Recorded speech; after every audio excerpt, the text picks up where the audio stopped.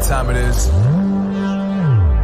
Marvin Devine, Huber, Axel, and you know how we do.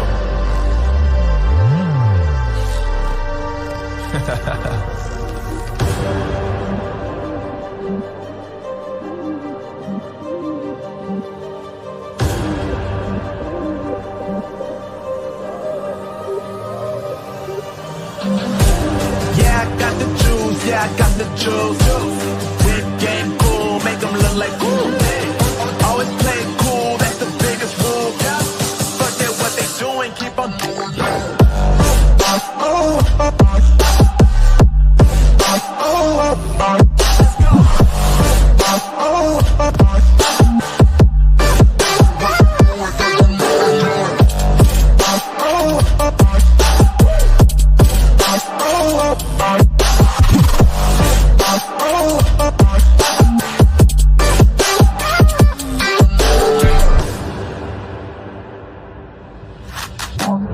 I've been making loot since like 22.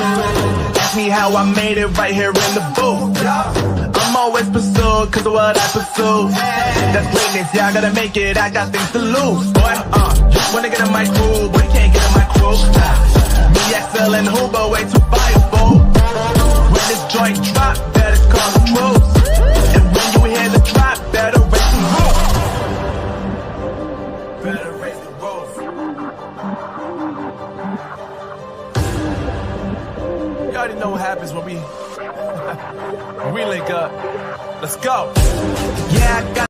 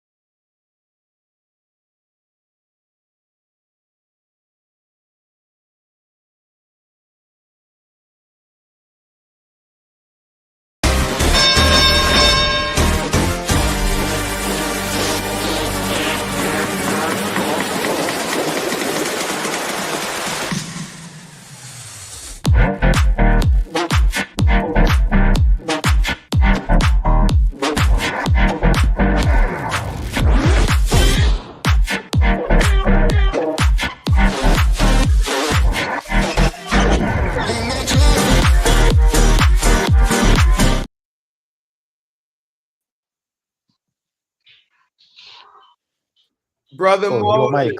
Tabitha, Yes. welcome. How are you doing? Very fine. I'm good. I'm fine. Thank you. It's good to see both of you. Brother Moses, how you been? It's been good. Mm-hmm. It's And you been been good. doing well, Tabitha? Yeah, I've been well. I had traveled. I've just come back home. I had traveled. I was not even able to see Moses. I got busy, but I was Mm-hmm. near where he stays. Yeah. You was where? I had traveled along Kisumu where he is, but I was not able to see him because I got a busy schedule at home at the And you said you was countryside. close to Brother Moses. Yeah, we had visited. Wow. Wow. Yeah. Okay. Okay. But your schedule was so busy that you couldn't visit him, but you was close Yeah, to him. yeah, I even told him, I talked to him. Oh, that's wonderful. That's amazing. Wow. Wow. So let's bring on our guest. Let's welcome our wonderful guest and give her the VIP intro. Uh, where is that at? Here we go.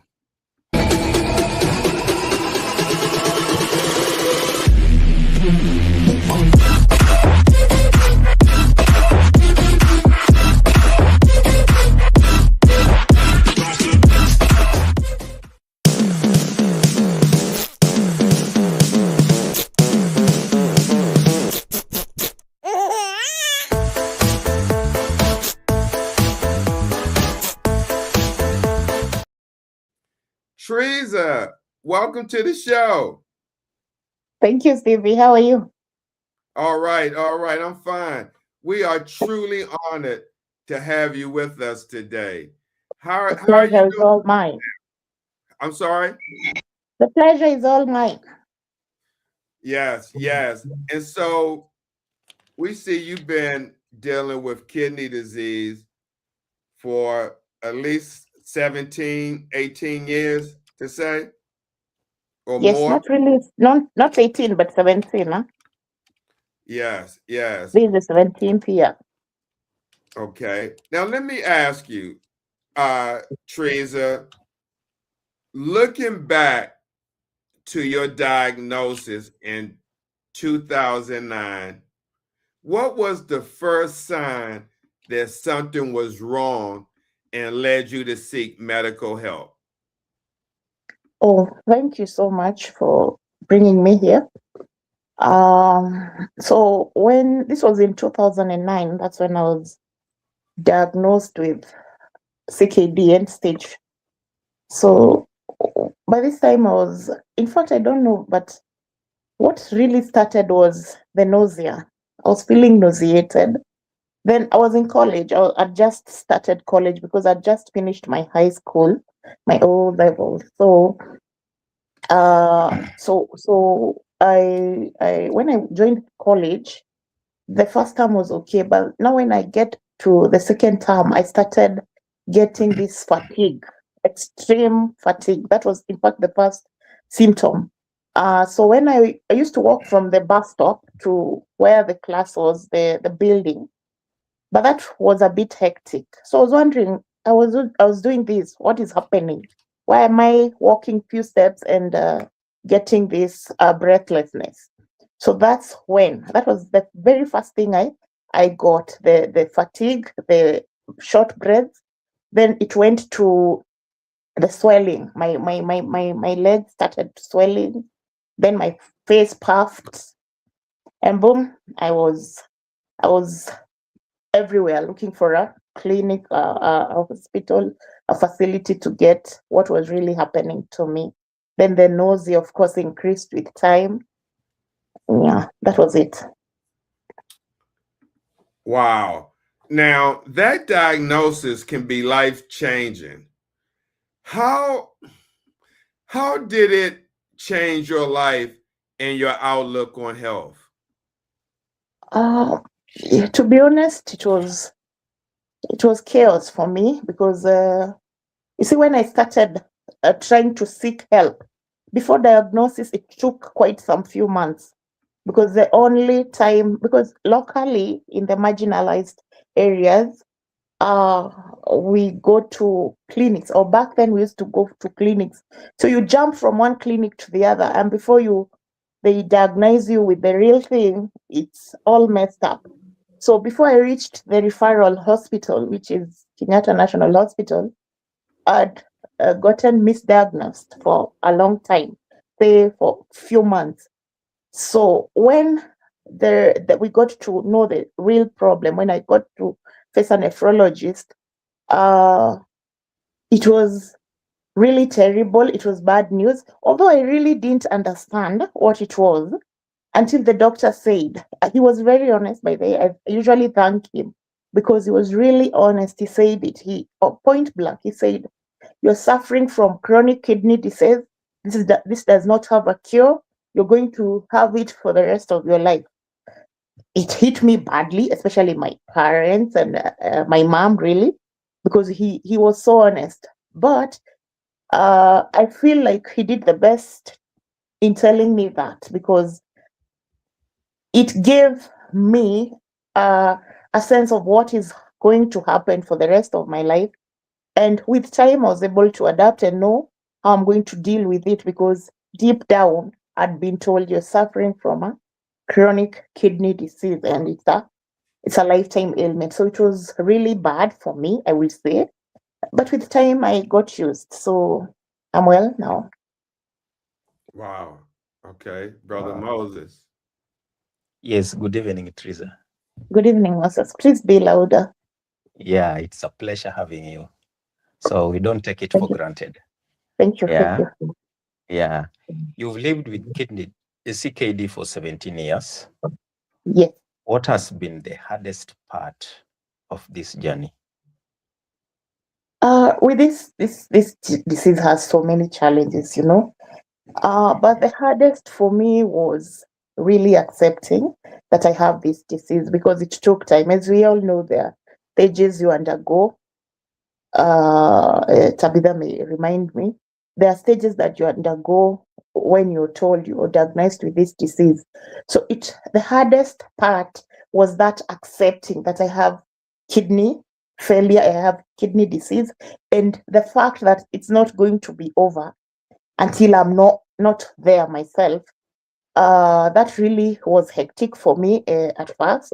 Now I'm used to it, although sometimes you'll just go and feel like, why did it just happen? Why did it have to be me? Why no other people who could have suffered? But deep down, I still feel it's okay. So that was the hardest thing. Another thing that I really feel has harassed me is the fact that the disease is a very expensive disease. So dealing with it financially has been hectic, because, to be honest, everyone may run away from you because every other time you needed funds, and even as a family you can get drained. So you get drained emotionally in the first place, you get drained physically, even physically, and also financially. So the three can really stress you when you're going through them, and even your family or relatives, or the whole society, they can all get overwhelmed by all this. And of course, that gets to be a bigger challenge for you as a patient. Wow, 17 years is a long time. Yeah. What kept you going during the most difficult time? What kept me going was no, when I accepted the fact that this is a chronic disease.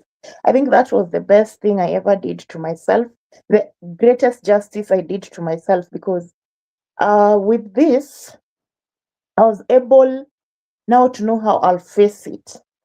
I was able to know how I'll walk about it, walk with it, walk in it.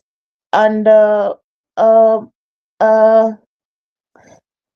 in all this, what keeps me going is, I'm a Christian, I'm a Catholic, to be precise. The fact that the society took it and helped me with it, and the fact that especially the church, my church has really helped me in this journey. So this has kept me going. One other thing that kept me going is my family, especially my mom and my dad. My mom is no more anymore. It has been passed since 2013.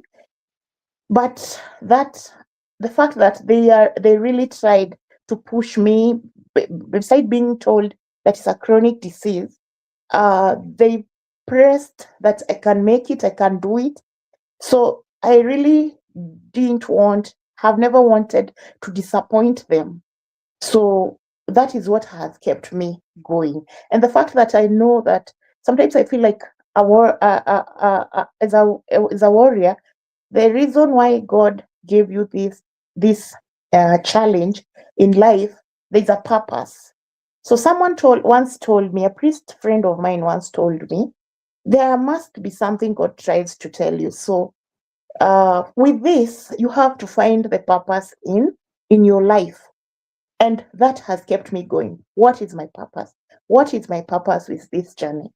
At one point, something I got revealed that maybe it is to help as I've said, in the marginalized areas, it is really terrible having such a disease. So because even the people themselves, the society does not understand. So what this has pushed me as a purpose to try and help the society, to try and help everyone around, so that I can get it all. I can help someone, inspire someone through my life. I think that's how I feel. Wow. Thank you so much. You're welcome. Tabitha. Thank you so much. Yes. Thank you so much, Wangare. And your story is really... Thank you so much, Wangare. Your story is very inspiring. Over 10 years on dialysis. Share that experience, the impact it had on you emotionally, physically, mentally, or maybe even spiritually. You can share with us. Thank you, Tabby. I hope you're well. Yeah. Now, in the whole basis you've said, on all those lines you've said, spiritually, physically, it has been touched, even emotionally. I'll start with the the physical part. Dialysis is a treatment, and as a treatment, it is not the best treatment, though you survive on it. So what really happened with me over the 10 years I was on dialysis, this was the second phase, by the way. The 10 years is on the second phase because, as I said, I have done 2 transplants. So the first one I did for dialysis 2009 and 2010. 2011, I had my transplant. So that I really didn't face it because I was so sickly. I don't even remember how I survived that. But this last phase, since I faced rejection in 2015, for now that transplanted graft, that was the toughest time. At first, I didn't notice because when you're going for dialysis, you're okay, you look fine until you advance into the years. That's when you start noticing, oh, dialysis is not really working for me. Why? What happened? I got bone mineral disease.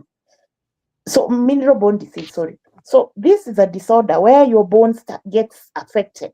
Your phosphorus just shoots, your calcium comes so low. So you can imagine with all this, your bones, they're all hectic. My PTH was always very high. Within the ranges, it was it's not even over 100%, very high. So with all that, my bones started deforming. And this is when my sister noticed, we have to save this girl from this. We have to save her before she gets fully deformed. And that is one challenge that I really faced in the last phase of 10 years. The other one was time. Dialysis does not give you time. You're always in the hospital, home, hospital. You're not thinking about anything else. You don't have time to do anything else. And the weakness that comes with dialysis, you can go for 4 hours on session and you come out there feeling so terrible, so bad. you don't have anything you can do. So that another thing, the greatest and the worst that I've faced is the disconnection with people. They really don't want, I don't blame them, they don't want to disconnect from you, but you find yourself you can't connect because these people are healthy, they have their life things they're doing, so you can't just hold them within your ailment. So you find the detachment to your friends, some of your family members, they just detach. Not really, I don't blame them at all, but I'm sure it is because of the condition. They're not even able to. And then they feel like you've been sick for so long. So they detach completely. And that really challenges even every patient because you feel like the loneliness is so bad. You can imagine, I remember in 2024, 2025, I would just come to this bedroom of mine and just cry.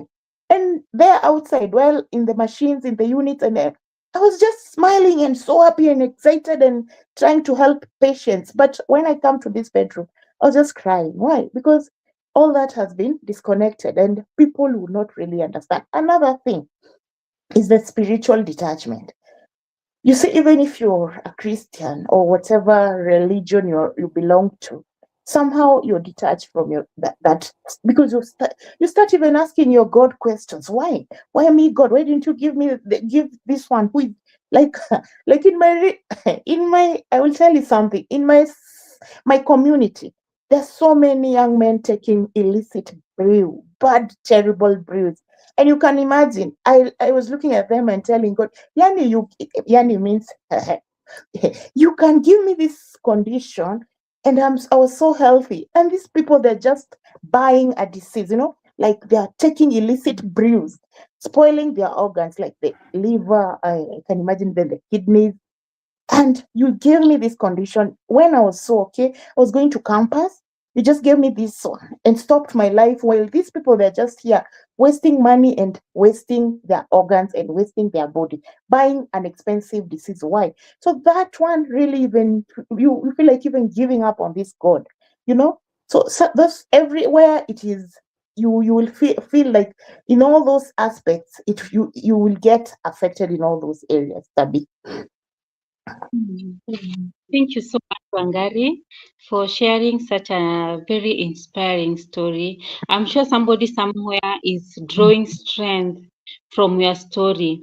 You've answered part of the questions that I would have asked about the challenges and if you've ever felt like giving up, but I know God has really been giving you strength. So maybe to ask you, what gave you strength at that moment when you are very low? What gave me strength? To be honest, what gave me strength is the fact that I was waking up. I was sleeping and hoping to die. Then I wake up. I asked, why did you wake me up? Then I said, like, there's a purpose. That statement, there is a purpose. So that has pushed me on. Even now, because even now after transplant, you still feel something coming up. You want to give up. But the fact that I've woken up, it means that there is something I need to do with myself, whether in this family of mine, whether with my friends, whether socially, everywhere within the community. There is something I'm needed to do, and that is why God woke me up. That's the thing that now gives me the courage to live every day. Thank you so much, Wangare.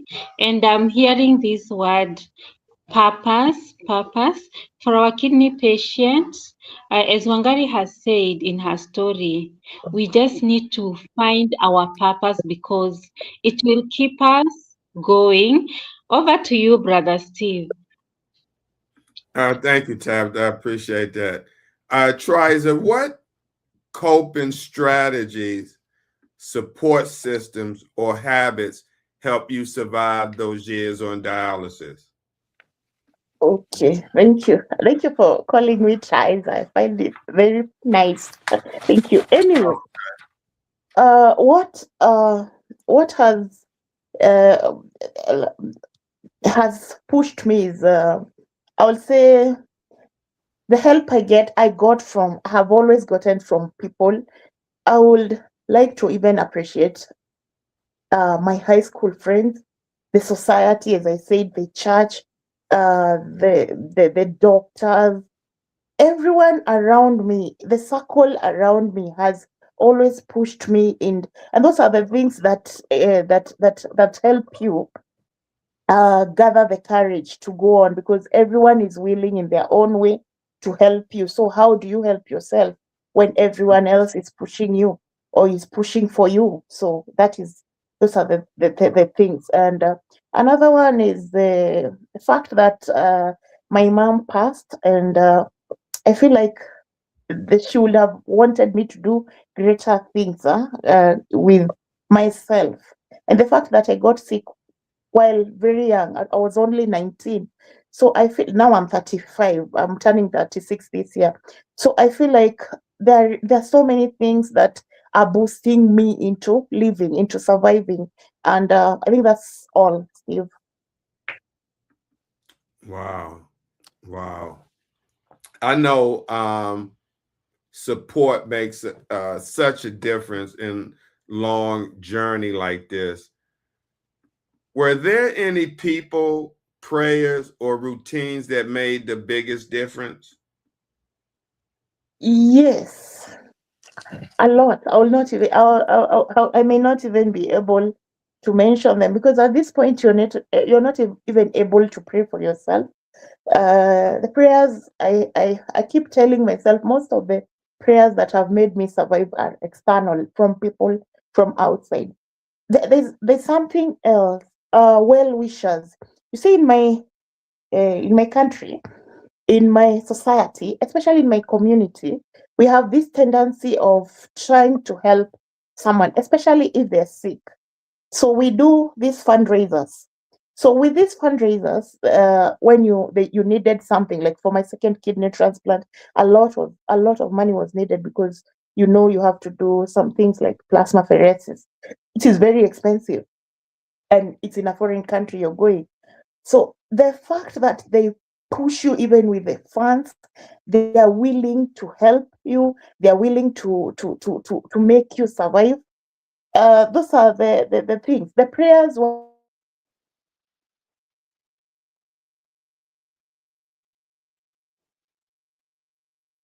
people are willing to come. So when even they see you, even when they don't know you, a friend tells a friend, a friend tells a friend, and a friend tells, and the cycle goes on like that. And you will even find as little as 10 shillings. I don't know how much that is in dollars.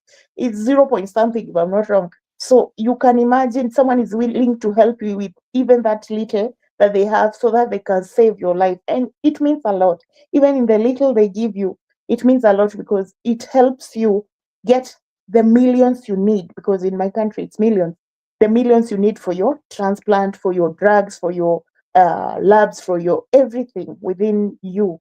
So those are the things that really motivated me, actually. And they challenged me in a way that, why not survive? Why not push further with yourself?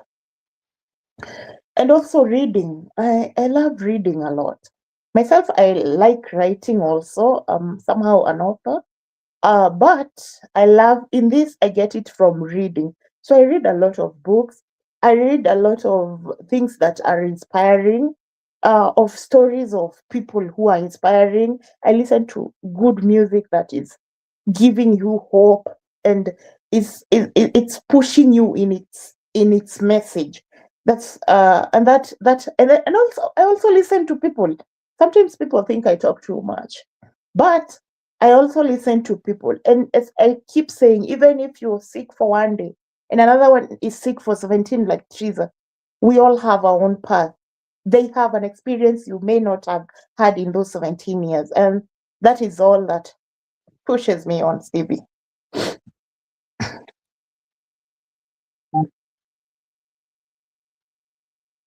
Wow. So powerful. So powerful, Thank you. Trizah. Thank you. Yeah.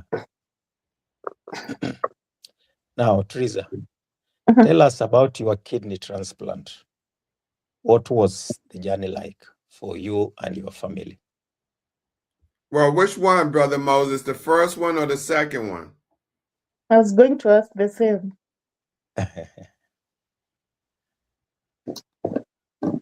The first one and the second. Okay. I'll summarize in all. Okay. The first one, to be honest, because as I said, I was very sick. I was not getting these things. I was not even understanding what is transplant. I only knew it's an organ that I'm going to get from whomever. Everything was done for me. Most of the things were done for me by the caregivers, especially my mom. So it was done in very fast. We just organized for the funds and off we went for the transplant. It was not done in Kenya. So when we went for transplant, I find it very good to tell people it's good for a patient to be the one doing all those things. Let all caregivers give a chance to their patients, unless they are pediatrics, the little ones.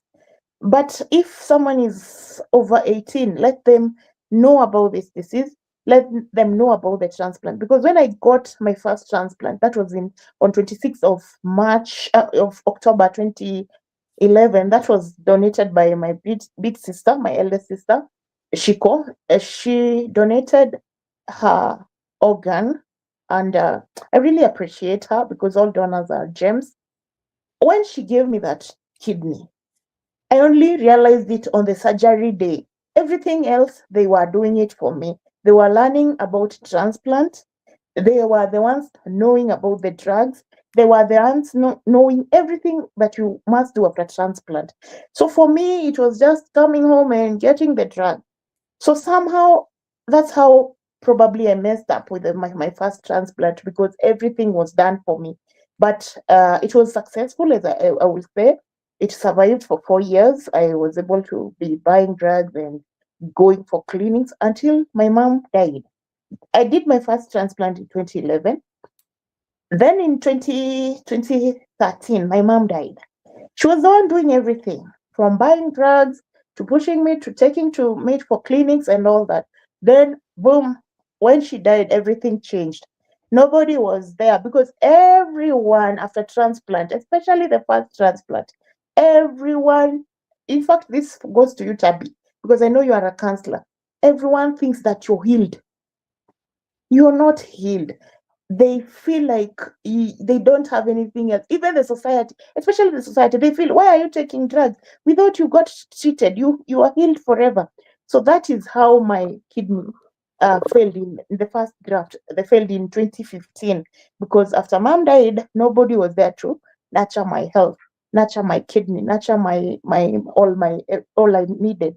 So that is how I lost the graft. Now we go to the second one. So I go back to dialysis, of course, which I had refused. That's another thing. You totally refuse that the kidney has failed.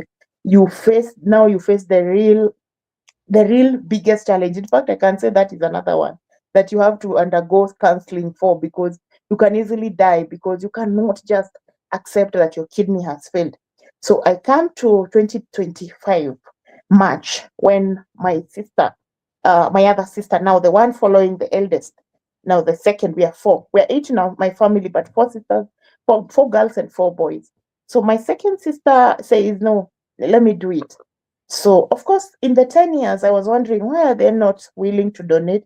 But it's because I acted, I'm okay. Don't act, you're okay. You're not okay. I tried once to seek for their help, but I think because I was acting, I'm okay. The okay thing, I don't like it. I keep telling people, please don't act like you're okay, because you're not. Let them come, let them hear you, let them know that you need you need that transplant. You need it.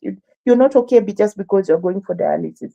So my sister, when I started deforming, if I stand, you will notice I'm not straight because my bones had really been affected, especially my back bones. So that is when now my sister said she's going to donate. And I was wondering, how will we do this? I'm asking quotations from my hospital, and they are giving me millions of money. Where are we going to get this? My dad has age. Will the society accept again to help us? But guess what? Somehow God did it for us. We did a fundraiser, we pushed on. My friends are the ones who pushed me into starting a fundraiser, and we were able to do it. So now into the surgery itself, which was done in 2025, March 13th. By the way, that gives me so much hope, because 13th March was World Kidney Day. So imagine how I felt like today's World Kidney Day. I'm getting an organ. I was so excited. I was so happy. I told God, this is the best gift you're giving me. You're giving me a kidney on World Kidney Day. Please make it survive. And that is now how I was. Now, the society, of course, helped me with the funds. And that is how I was able now to do my second transplant. Now it is 1 year and 1 year and 4 months now, and some days. Wow. Trizah, your words are so powerful. Transplant is often seen as a second chance at life. What lesson did you take from the first transplant experience? The first one is what I said. It is me. I am the patient. It is me to nurture my health. Before everyone comes in, it is me to know how I need to take my drugs. It is me. I sleep with them here. I have them in my bag. I have them everywhere I'm going. So it is me to know that I need to take drugs post-transplant. I need clinics, and I need to do my regular body checks, my labs, everything that comes with transplant. It is me. It starts with me. It cannot be anyone else. My sister, my sisters, even the donor, everyone is busy doing themselves. Please, we should learn to release other people and not carrying them too much into our conditions, because this overwhelms them. And when you need them, they may not be there because you have been overwhelming them when it's not really necessary. So now that I got a kidney, what is my purpose? It is to take care of that kidney. So that is what I learned. Another thing I learned is to be obedient to your doctor. Don't keep arguing with I will say us. We are too lazy to take what our doctors tell me. It is okay to seek a second opinion, even a third, if you feel uncomfortable. But if you find 2 or 3 of them, they're saying the same thing, please be obedient. Don't try to do other things. Again, this disease needs something I call discipline, especially dialysis patients. You need discipline. You're told not to take this. You go to Tabitha and her friends, the rest of the nurses or doctors, they tell you, don't take this, please don't.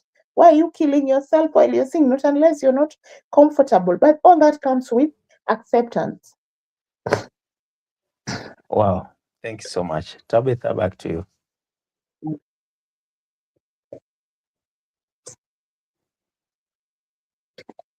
Check on your mic.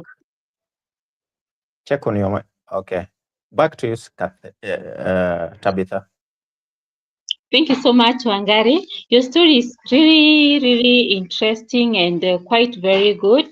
And you've reminded the healthcare worker that they need to involve patient in their care. As much as someone could be a child or even a young adult, you need to involve them as you are planning. You shouldn't know about your surgery on the last day, or you shouldn't know about your medication now when your mother is not there. I think that is not right. Sure. And the healthcare worker need to take a note on this, because we need a higher survival rate for our graft, our transplanted kidney. Thank you so much for sharing that. So what are the most important things that one should not ignore after surgery? Maybe you can tell us, Wangare.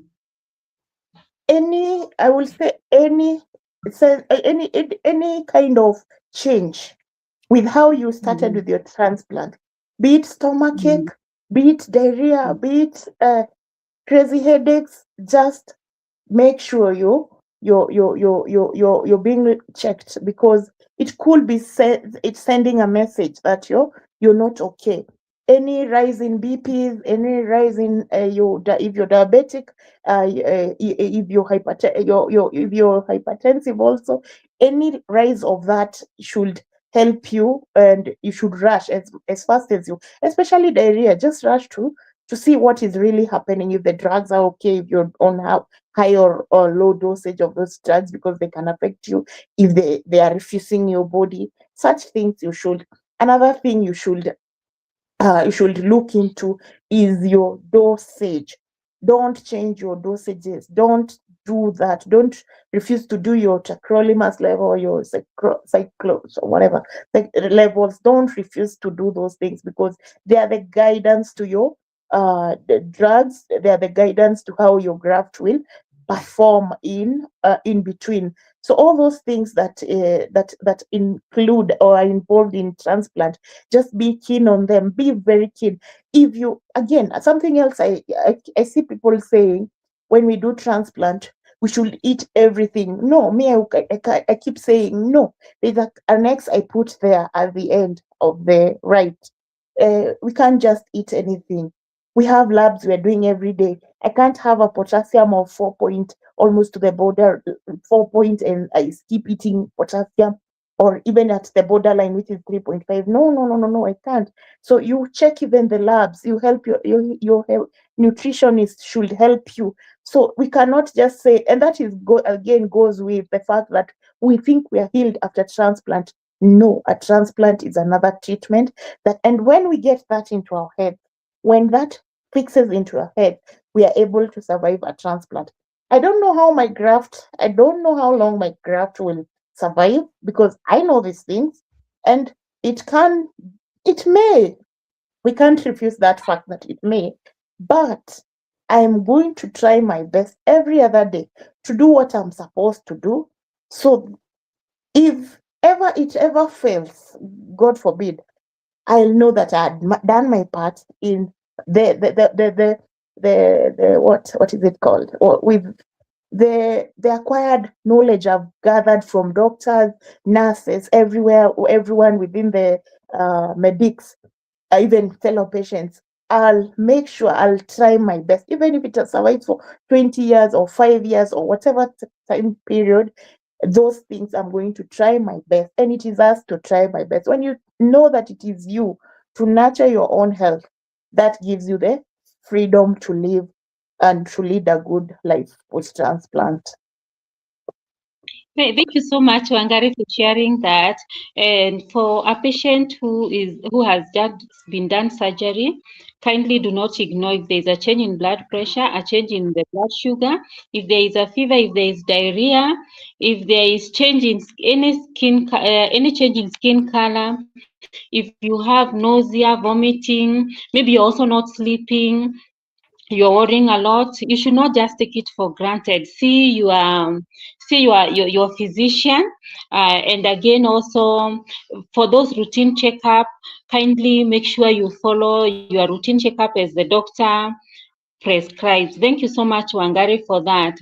And maybe what education do you have for those who have been newly transplanted? Sorry? Wangare? Sorry? Education. What education do you have for them? For the newly transplanted patients. The first one is Yes. discipline. Again, as I've said, this disease, it all involves discipline. If you're not disciplined, and disciplines will involve so many things, like I've said, you have to do your labs, you have to show them, to not just showing them to your doctor, having them explain to you what is happening in you. Why is tacrolimus shooting or coming down? When they change drug, ask, why is it changing? Don't just be there, doctors, to be doing everything. You need to know why tacrolimus is going down, why the dosage is being added, and why everything is being done, whatever it is. Why, when you get an infection, why these drugs changes. So those are the things, and they come all with discipline and allowing yourself to learn. Another thing I would want to advise patients is newly transplanted patients, which I am also, because 1 year is not as old. There are people who are 10 plus who might really get challenged, and get to get what how they have really survived. Another thing is this I keep saying this is the drug, the cure for a kidney. Give it what it's supposed to how much it's supposed to take. If your doctor tells you to take 3 liters, just obey. If your doctor tells you take 2, just obey. Just make sure that you're hydrated always, so that your kidney can be able to survive. Another thing is now to know how you're feeling. Learn to know this is a fever, this is nausea. Why am I feeling it? Rush to the doctor so that they can help you. Another thing, also remember, spiritually, you need God. He's the one who made you come from, or even if you're not a Christian, you're Muslim, you're Hindu, whatever super being you adore, please learn to thank them, learn to help ask assistance from them. In their own way, they are going to be able to help you. In the first place, they are the ones who helped you to get that graft, so they will be able to help you even run the errands of your new graft. There's a lot you can want to learn, but I am also a new patient who is trying to be with these things. And what I would want to tell, especially these young adults who are doing transplants, because that is where we are having troubles, and that is why I'm keeping insisting on the caregivers, because the caregivers of these patients are with them on dialysis, doing everything for them, babying them throughout. It's okay, but when they do transplant, I am telling you, they are going to be okay. They are going to feel like I'm healed. They're going to forget taking tablets, because you are the one who has been helping them take drugs even pre-transplant. So no, allow them to know that even right now, while they're on dialysis, let them know what these drugs are taking. Let them be taking them themselves, and help them in these forums we do for learning all these things, so that they will be able to know through others' experiences. If you get to know my story and someone else's, you'll be able to learn 1 or 2 things, so that you'll be able to help your graft survive along. Thank you so much. Thank you so much, Wangare, for sharing that. And what I would say is that also someone to avoid over-the-counter drugs, to avoid alcohol, and again also to avoid herbal when you have been transplanted, and make sure to follow your medication as the doctor has prescribed. If you take your medication at 7, it is plus or minus 30 minutes. Kindly do not say that I'm taking my drugs in the morning, and when you wake up at 6, you take your medication at 6. When you wake up at 9, you take your medication at 9. No, you should strictly adhere to the time that you have set for your medication, so that your graft also can have a higher survival rate without any interference. Over to you, Brother Steve.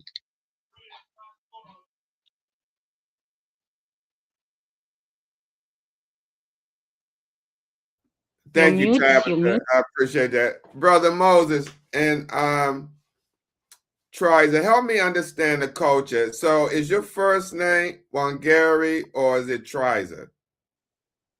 My first name is Trizah. Trizah is a short name. So my full name is Trizah Wangare Warungi. Okay. Okay. So is it okay if I call you Trizah? Yeah, you can. Please go ahead. Okay. All right. Thank you. I appreciate that. And that water bottle, did you get that from the TikTok shop? I got one something similar to that. The water bottle that you put up. Did you get yours from the TikTok shop? No, I have two actually. They resemble. Actually, I have like one. I have the purple one also. I have exactly like that one. I left it somewhere yesterday. You must have copied me. Okay. So let me ask you. You are now 1 year and 4 months into your second transplant. Yes. How has life changed for you this time around? Wow. The greatest I will say is the physical pain disappeared. Immediately after transplant, I was in so much pain, especially because of my back and the extremes of the parathyroid hormone oversecretion. So it had really affected my bones. So the bone pain disappeared. I am so grateful that transplant really changed my life. That is something it can never go unnoticed, because right now I'm able to walk. By then I was not able to walk. It had reached a point I was using a walking stick. Then I started using a walker. Then I started using a wheelchair. So it was deteriorating every day, but now it is going vice versa of how it was going. The graph now is going up, not down again. So that is one change that I can say it's a very big positive change. That's one. Number two is the fact that I can pee. Do you know how much I was happy? For 10 years I had not seen pee. My urine I had not seen in for since 2015. My graft, when it failed in February, my urine disappeared by within 3 months. So after that, I only saw my urine on the 25th on the 13th of March 2025. I was so excited. When I woke up, I was telling everyone, I want to see my urine. I didn't want to see no one else, even my daughter. I wanted to see my urine. So that is one greatest thing that I am happy, because you can take it for granted to just go and pee, but you don't know how much you're missing when you don't have it. Because I remember I used to cry so much, Steve. Do you know why? Because when I go out with my friends, they're all jumping, they want to rush. Even they tell you, see, we go to the toilet, let's go to the toilet. And you're like, I remember once occasion I'd gone with friends for a wedding, and they were rushing to go to the washrooms. And one of them, let's just go. Trizah, why are you not going with us? The other one, who was my best friend, told her, you don't know Trizah does not pee. And like that day, I really felt bad, not because she didn't know, but because I like, Lord, I want to be like them. I want to be running also. And that has really changed my life since then. I'm so happy and grateful that I can be able to pee again. There's so many changes. Look at my color. I was not this color when I was on dialysis. Like my complexion has come back to normal. It is so like, I'm so happy. I was so dark. You will not know. If you see my photos on Facebook, you'll be shocked by how I was. But after transplant, this is the change that I'm getting. I'm getting myself back normal. My body has come back to normal in a good way. My weight is added a bit, of course, because of the how now I'm able to eat well.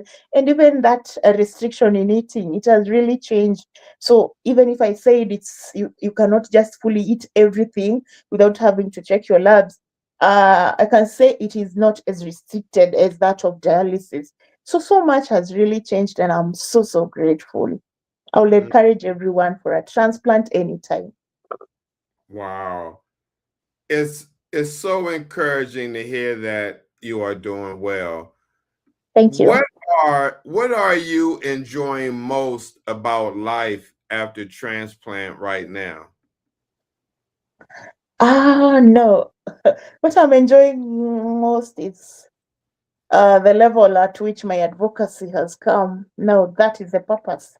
As I talked earlier, initially, when I started this, with now post transplant, my body is okay. So I'm able to do this advocacy bits with fellow patients, fellow advocates. So that is really encouraging me, and proving that I'm really back to myself to do something for other patients. I'm trying my best to help them in a way I can with my little know-how in renal disease as a lived experience. Not sometimes I tell my doctor, "Do you know I'm a doctor more than you, because I'm the one who is feeling what you did as a theory. I'm the one who is feeling that pain. I'm the one who can tell you why my urea was high and all that." So what I'm saying is uh, that has really motivated me. The fact that I'm focused now on advocacy. Okay. All right. Brother Well, Moses. Trizah, Yes, Master. your words keeps keeps me going to some extent. Do you see They're this? so powerful. It's telling me They're so it's time for my tacrolimus. Tabitha, you said plus 30 or minus 30. Minus 30. So watch minus or plus. Now, what has been the biggest adjustment in managing life after transplant? Especially with the medication. Yes, especially with the medication and follow-up clinics. The biggest challenge, of course, is the drugs. Right now, I'm happy. It's not like the first transplant where we needed to buy all the drugs because our national health insurance was not allow me to take these tablets, even if it says no worries. Yeah. Even if it stays for all those minutes, I will not wait. I know what I underwent through when go ahead, please. When my graft was not working. But this now, as I was saying, the SHA, it is time for tacrolimus. So I'm on 2.5 mgs. That's my dose. I'm not sure you're able to see them. I want to show people because these are the things people should understand. So I'm on 2.5. And I take it at 9. Okay. Just allow me to have it 1 minute. No worries. Just take. Yeah. No worries. You don't want me to get back to it. When I remember I was not feeling. Yeah. Wow. That's very nice. Thank you. I said discipline. Discipline. Ashok cannot let me not take my tablets. Discipline. So ask me your question again. Okay. Trizah, what has been the biggest adjustment in managing life after transplant, especially with medication and follow-up care? The biggest adjustment is this fact that you have to take them on time. You see, now you have, if my phone goes off and I forget, I'll feel so bad. So it's not like the dialysis. When you're on dialysis, you misbehave a bit. You can feel like you don't want to take and you miss, or you lack funds but this one you can't just risk. That is the first one. The second one, the adjustment that you have to get these drugs. As I was saying, our insurance, national insurance was not covering these drugs, but right now they're available at our national referral hospital, so you can easily get them. At times it's becoming a challenge because of course, the government, but somehow we're able to get. I cannot go saying we are not able to get drugs, but that is something we are also pushing for the betterment of it, not just being there and sometimes missing them. We cannot have the fact that we are missing them. We have to have them. So those are the adjustments, especially for taking the drug. That is the biggest, because as you have said, you've heard, it is on time and regularly. You have to, and I tell patients, post-transplant patients, you cannot hide from this. Your graft will report you someday. You cannot say, I took drugs yesterday and you did not take. Because your graft someday will report you. That's it. The discipline has to be discipline, more discipline. More than discipliner. More than discipline. It will tell the doctor someday. You cannot go saying you took those drugs and you did not take. They will know. And why are you lying to yourself? You cannot lie to yourself. It's like lying to God. You cannot. Yeah. Trizah. And don't go taking drugs. Something else. As patients, post-transplant, don't feel bad you don't have drugs. And really, it is lack of drugs. Don't stay until the last day. No, ask someone. Like, I can call my friend. Please, I don't have tablets for the day after tomorrow. I don't know if I'll find them. Please have a dose that you know for 3 months or 3 weeks, or you have a period of time with your drugs. Don't go rushing the last minute. That can really mess you. Wow, Trizah. What exactly? Can you just shed some light how effective or frequency you go and get your transplant made without any top-up?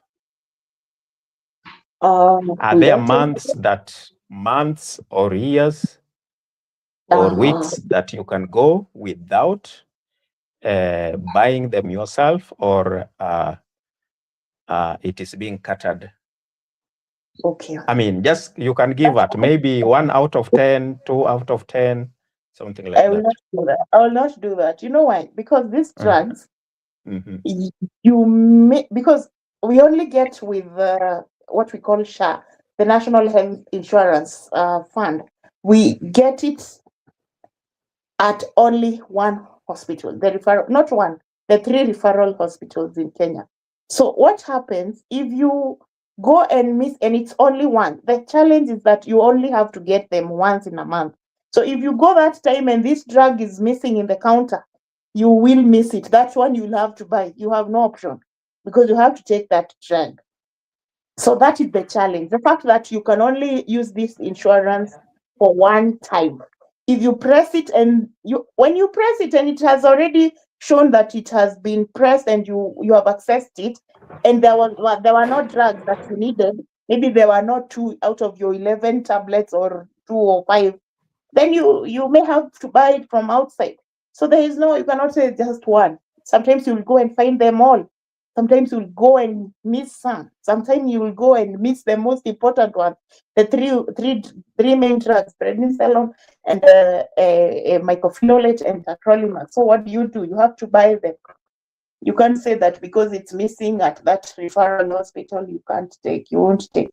So approximately, you may not know. They're expensive drugs. So if you don't get them with the cover, you have to buy them at that expensive, because they cost around now again, it depends with your dosage. My dosage right now is not someone else's, depending with your graft. And this again goes with how your graft is adapting to your body. A patient maybe of 6 years is not a patient like me, or even for 15 days or 3 months. We're all different. So the dosages again are different. So that depends with now what you'll be taking per month. And some drugs, like for me, I got stroke in 2010. So I'm on this anticonvulsant drug that I take throughout. You see, someone else's prescription may not have it, and it's a very expensive drug, and I have to take it every day. So I have to have it. So those are the challenges of those drugs. And if it's not there, you have to buy it. You have no option. Wow. Already you answered my second question that I was about to ask.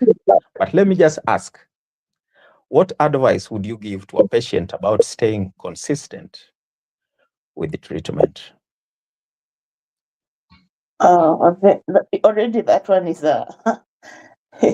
is the advice, because you have to.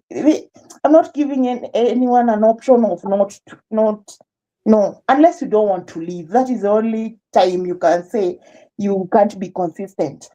But I will say, like right now, I'm supposed to do my labs this week, and if you miss this week, you can do next week or the day after the day you're supposed to. That one is okay. But you cannot stay for 3 months and you are on monthly checkups. You refuse. Are you selling out your graft, or what? Again, why did you agree a donor to be selfless and give you a kidney, then you refuse to be obedient?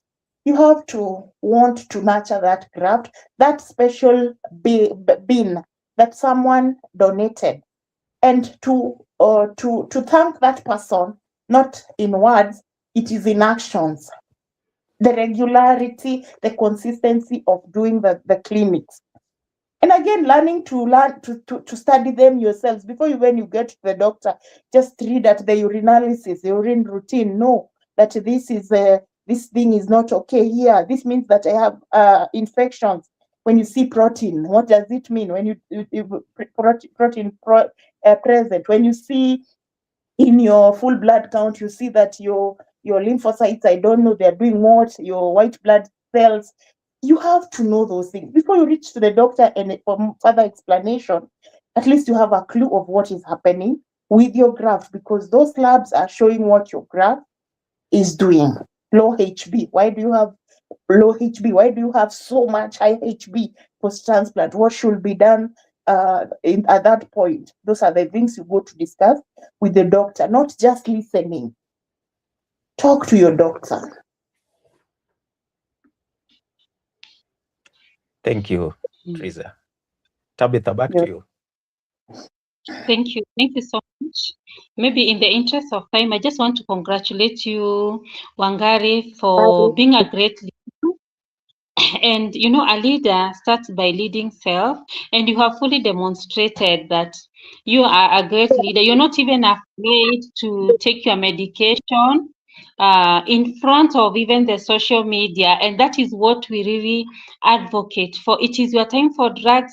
You are showing true mark of a great leader, and congratulations for that. Maybe if you could encourage one person who feels like giving up, what would you say to them? If you could encourage someone. Okay, thank you, Tabitha. Let me take this time to thank everyone, and especially if they're listening to me, dialysis patients. The best thing to do is transplant, especially if you're young in dialysis. Think of a transplant. Don't fear transplant because you have not been into it. You've seen people in it or had people in it, and your journey is not going to be like those ones. I have had people saying so and so died because of transplant. No. You're not going to die. Your journey is going to be different from them. So I would want to encourage them, please do transplant.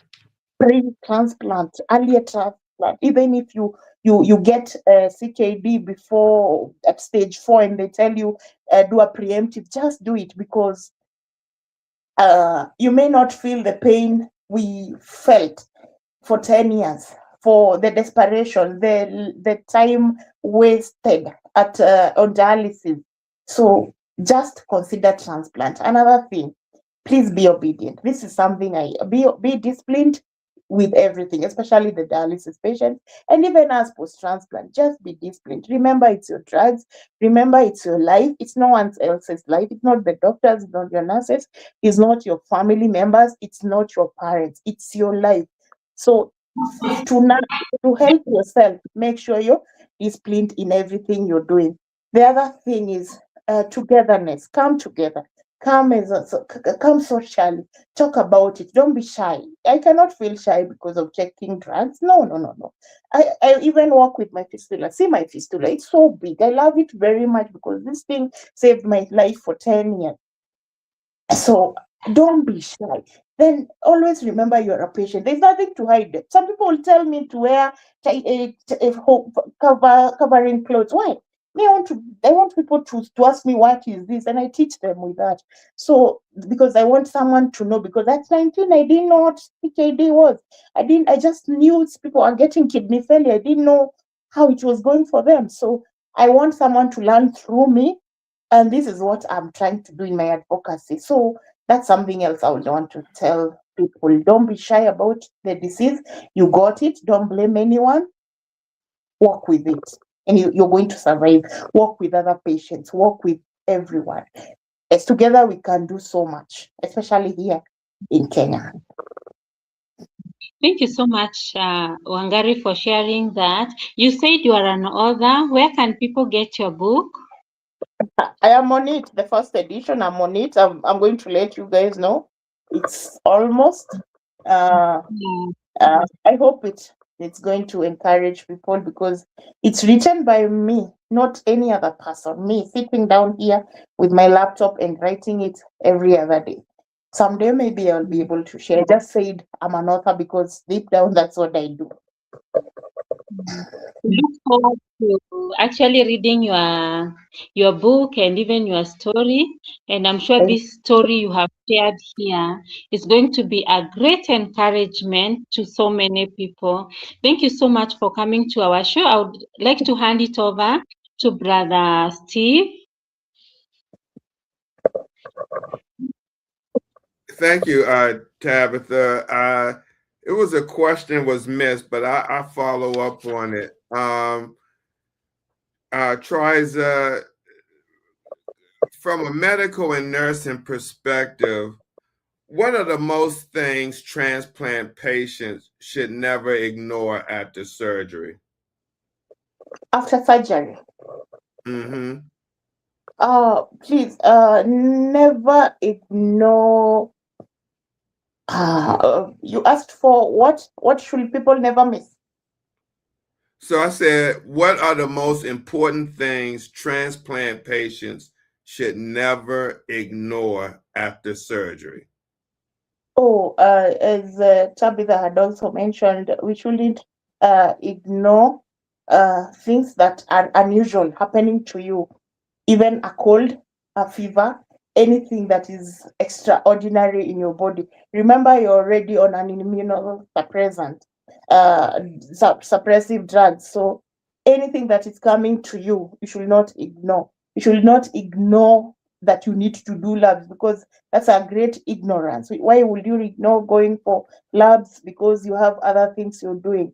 Don't ignore. Another thing is the advice you're getting from your medics, from your, especially your nephrologist who is following up on you, your transplant team. Don't ignore anything that they're telling you. If they're telling you to reduce your weight, reduce your weight. If they're telling you to take this for blood pressures, don't, as Tabitha said, don't do over-the-counter drugs. Don't feel like you have headaches and rush without even asking the doctor what you should take. So don't do all those things that are unusual. Like even locally, we have so much, so much herbs. People are taking very awkward herbs. You don't even know what makes them. Don't take.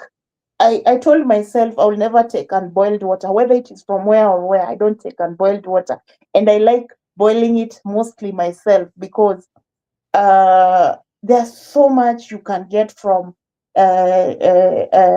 untreated water. So, or even you don't know where that water came from, and you have to avoid anything, any bacterial infection, so that you can prevent your graft, because I know that can really affect many patients. So let it not go ignored by anyone, especially, and the advice you get from your doctor. That is the most important. Okay. Now let me ask you, how has kidney disease affected your mental, emotional, and spiritual health over the years? Mentally, it had not been good, especially the first days. You feel so drained. You feel like there is no hope. Why I said I used to sit on this bed of mine and cry is because I was in a very good high school. It's something that even if I think about it today, I would cry, because I was in a very good high school. I had so much hopes. Like the way you're going to pass exams, get to another level, go to campus, you have big dreams that just got cut by a kidney disease. I'm not saying that one cannot continue with their studies, but even there are things you have to look into. My parents could not afford paying my medication covers and continue with school. And even me, I didn't feel motivated. So mentally, I got affected by seeing my friends, and then jumping from one stage from the other. That was in high school. We jump there, they go to college, they go to campus, they study, and they pass. You see them, they invite you for graduations. You feel you attend actually, but deep down you feel I should have done the same if this did not happen to me. Another thing mentally why you get broken, they go to another stage after even graduations. They start getting married. Do you know how much you feel when you see your friends just go from one stage to the other when you're just stagnant? That really mentally damages you. Spiritually, as I said, it is you can manage to cover that, but you may feel like God has left you alone. God does not love you. God hates you. It's a punishment. People will talk. By the way, that's another bad thing. People will talk, and it will affect you even mentally, because people will start saying all sorts of things. In this village of mine, people will start saying, oh, you're cursed, you have you have what do we call them? You have what are they called? Then bewitched. You've you been have been bewitched.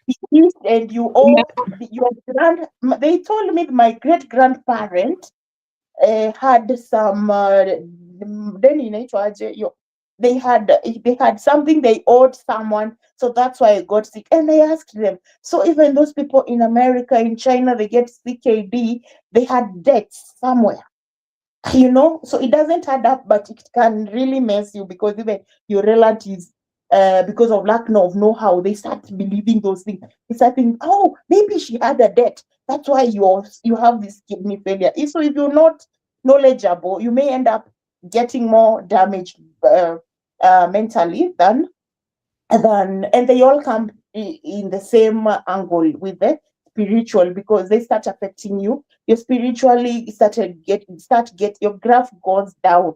How you believe in God, it goes down until maybe you get the courage and understand that it does not happen because God wanted to. It happened because there was a purpose and there is a reason, and that reason is for you to. How are you going to handle that? That's it. Okay. Well, I want to just do a follow-up question. The journey is not only physical, but also emotional and spiritual. What would you tell someone who is struggling silently with fear or discouragement? I will tell. It is at first it is normal, but just don't hold on there. It is okay to feel not okay. That one is it's okay. It is okay to feel not okay, because you're human. You're prone to feeling not okay. But after not feeling okay, what is the next step? Now, how can you solve that? Spiritually, you can pray. You can ask for friends. You can go to gatherings of, I keep saying, birds of the same feathers flock together. You will see me with kidney patients here and there, or doing things with birds that I flock together with, because those are the only people who will understand you. But if you silently suffer alone without letting it out, it will be more dangerous to you, and it can easily be dropping your graph. So it is good to be with people, and people who suffer like you, who have the same disease, because you will meet them during dialysis, you will meet them post-transplant, because you are going for clinics. You'll meet these people, you'll even understand to see people have more greater problems. As I said, even this 3 months person, ailing patient has an experience me with 17 years I probably have not gotten. So we learn from them, we get courage from them, and we get hope from each other. All right. Thank you. All right, Brother Moses. Trizah. Yes, Master. You've been, who has been your greatest source of support throughout this journey? And how did it, how did they help you? Okay, I will say the greatest source of support. The greatest source of support throughout the journey. Do you mean financially? Do you mean physically? Do you mean emotionally? All inclusive. All inclusive. Trizah, feel at home. I will say, in all those angles, I have someone I can say that one really, that one really inspired me or supported me.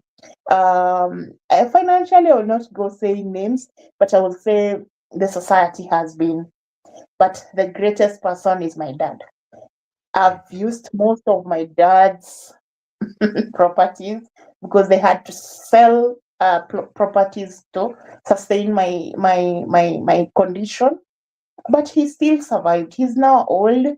He actually, right now, I think he does not even really understand what I'm going through, whether I can afford these drugs but my sisters, they have come in through and they're helping him out with all this and helping me out. That is one. Emotionally, I would say I'm a Catholic, so most of the priests are my friends. I will not be shy to say that, and they have really helped me even in counseling. In it, actually, when I teach people, I even teach them, so they learn from my experience, but they also help me in counseling. Another sort of I can say someone else who inspires me is people who have been on this journey longer than me, especially transplant. Now I'm in transplant, so I'm concentrating on people who have survived for many years. What did you do? What did you do? How do I go through this so that I don't fail on my part? Because I say it is my part to look at myself, then my doctor, then the society, but it first has to start with me. So I want to know, how have they survived all these years? Another person is now there. My friends, they also have been of great support emotionally, like the priests, the religious people. They have also been of support in that angle. Wow. Trizah, behind many strong patient is a strong support system. What can families and caregivers do better support someone with CKD or transplant? For asking me that question, because I know it is never talked about. Because as I said, at some point I said families can or everyone can get overwhelmed with this disease. So what I will request all families who have, because if you're not affected, you're infected. If you don't have the CKD like me, my family is affected. So I'm infected, they are affected. What do I need from them? For me, I just needed love. I need love. At this point, I need love. In that dialysis sessions, I needed love. Because without that, you can really get frustrated. Love can bring you back. In fact, that is a big challenge to many patients. They already have a chronic disease, then the family disowns them, not really by saying, actions speak louder than words. People don't have time for you. People, they are busy looking for money. It's true, you need that money. But there is that love that a patient feels they need. And that is very important. And if it does not apply, you may feel that you're unwanted. Maybe you start blaming now the disease, you blame them, you become an enemy, and then you have urea that helps you hating everyone. So the love can really help a patient. I will request the families affected and the caregivers to just, before they do everything else, love these people. And don't give up along the way. Help that patient to survive. Wow. Back to you, Tabitha.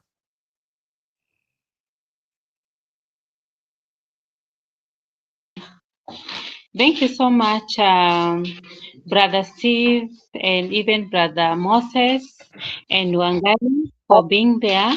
Maybe if Wangare, you have a message for the caregivers, any message? Yes, I will still repeat the one I said.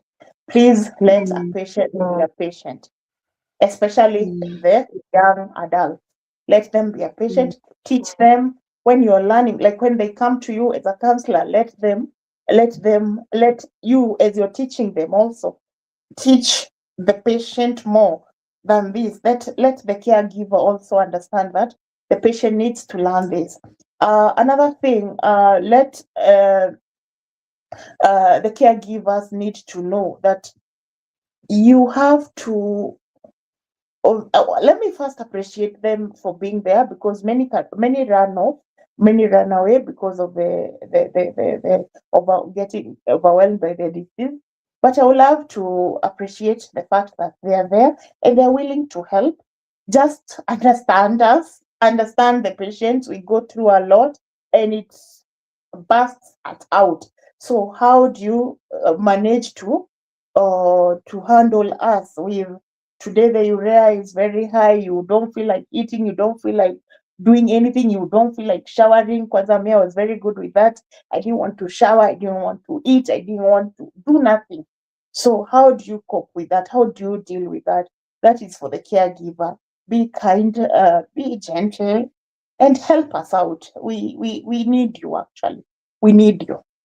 Even if we need to know ourselves first, we still need you, because we want to feel like we have someone around us. And don't run away. Don't run away. Thank you so much. Just to maybe as we are finishing, you can just talk in a minute about the support group and the importance, just like in a summary, support groups. Yeah, as I said, get into this support group, and don't get into them like you're getting finances or no. Support groups are to encourage you as a patient. Birds of the same feather flock together. Being in those groups will help you understand your body more, and because you will see an experience of someone else, and maybe you're going through it and you're not understanding, so you'll understand from that person why it is happening to you. Another thing, you will being in this social being in these support groups will help you understand things like, I need transplant, I cannot stay on dialysis forever, I need to be, this one is also a transplant patient, if I get in trouble I can seek for medication from there. It is for such things that you get into these groups, and that togetherness can take us a lot further than we are, because I can tell from the